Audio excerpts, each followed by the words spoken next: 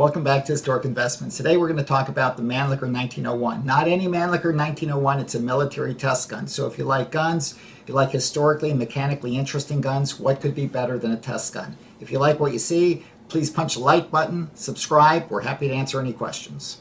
Ferdinand von Mannlicher is one of the most talented firearms designers at the end of the 19th century. Well, okay, so he wasn't quite on par with a John Browning or a Paul Mauser or Samuel Colt, but nevertheless, he was really a force to be reckoned with.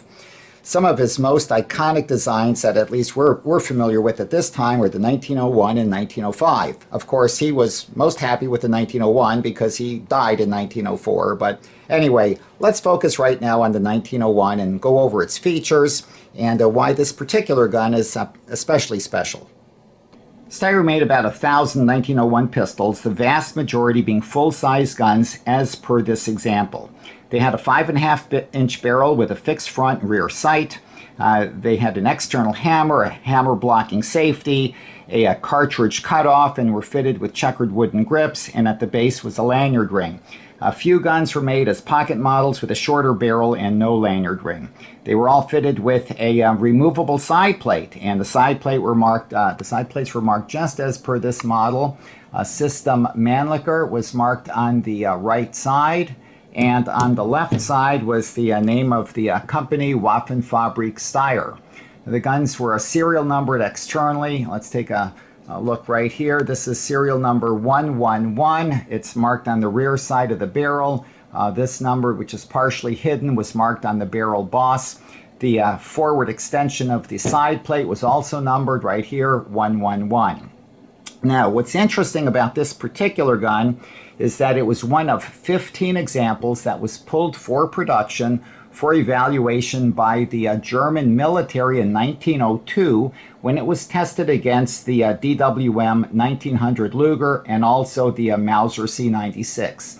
The guns were pulled from production, and then they were just scribed with the kind of issue number followed by a period. I don't have it here in hand, but I also examined the serial number 123, which was issue number 9. So the guns were close, but not exactly sequentially numbered, and the 15 German test guns would then have been serial numbered between 111, 111, and about 130.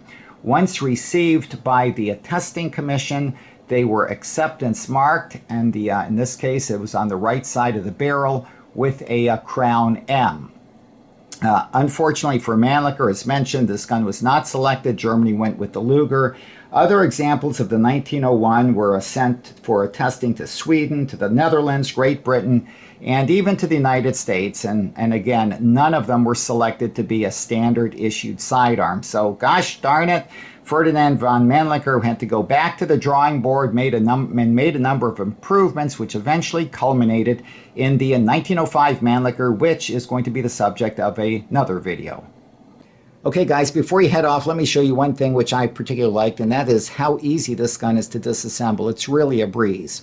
So if you look at the forward extension of the frame, there's a dismounting lever right here, which interacts with the forward portion of the cover extension. The forward portion is serrated right there for easier grasping. So I will push on this lever, push down on the forward extension, put on a little bit of extra pressure. Here it comes off. Here's the side plate that slips off super nicely.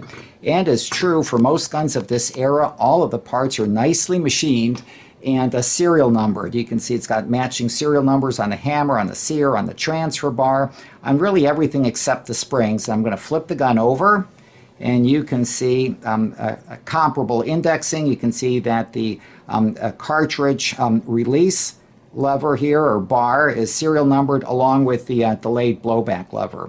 Really neat.